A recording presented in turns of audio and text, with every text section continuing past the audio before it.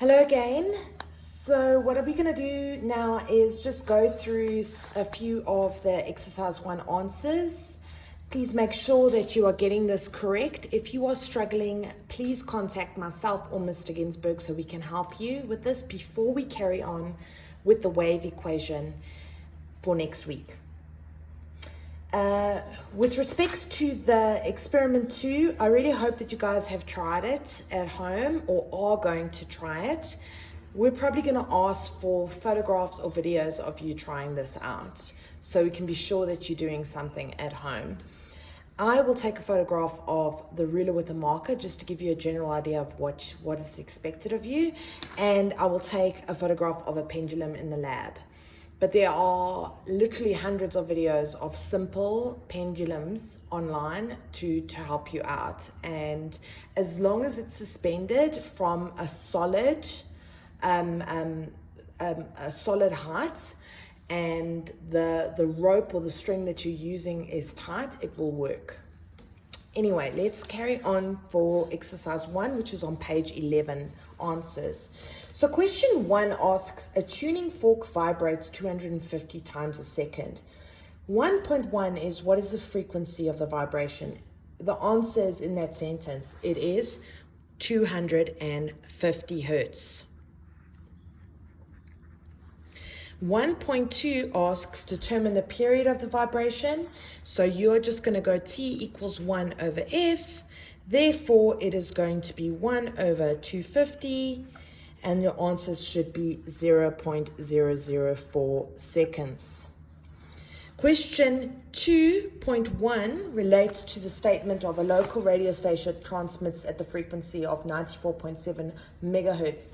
Now, 1 megahertz is 1 million hertz, guys. So all you're going to do is take that value, all right, and convert it. So you should get something like this. I want 5 zeros, guys.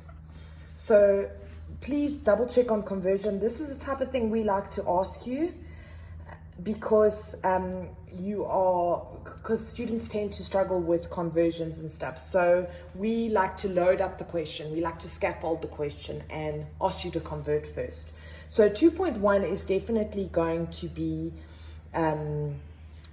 just a conversion from 240 to 94.7 megahertz to hertz.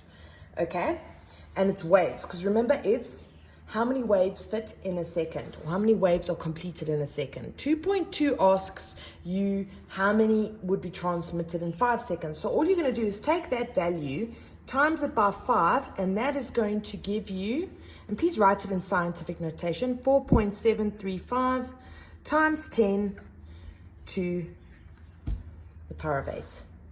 Okay. 3 asks a cork bobs up and down on a series of regular water waves. If the period of the bobbing is 2 seconds, what is the frequency? We did this before in the previous video, but you guys need to show you're working out, even if it's super simple, please. And we deduct marks if you don't write in your SI unit. Okay, just double check your answers now. I'm going to go to the next question 4. Question 4 is a pendulum of a grandfather clock takes 0.5 seconds to swing from left to right. From left to right, guys, that's half a cycle. So therefore, what is the period of the swing? So you're going to have to double this. 0.5 seconds times 2 equals 1 second, please, for 4.1. You're going to have to double it, because remember, the sentence says from left to right, not from left to right and then right to left again. 4.2 asks, what is the frequency? So it is F equals 1 over T, therefore 1 over 1, the frequency is 1 hertz.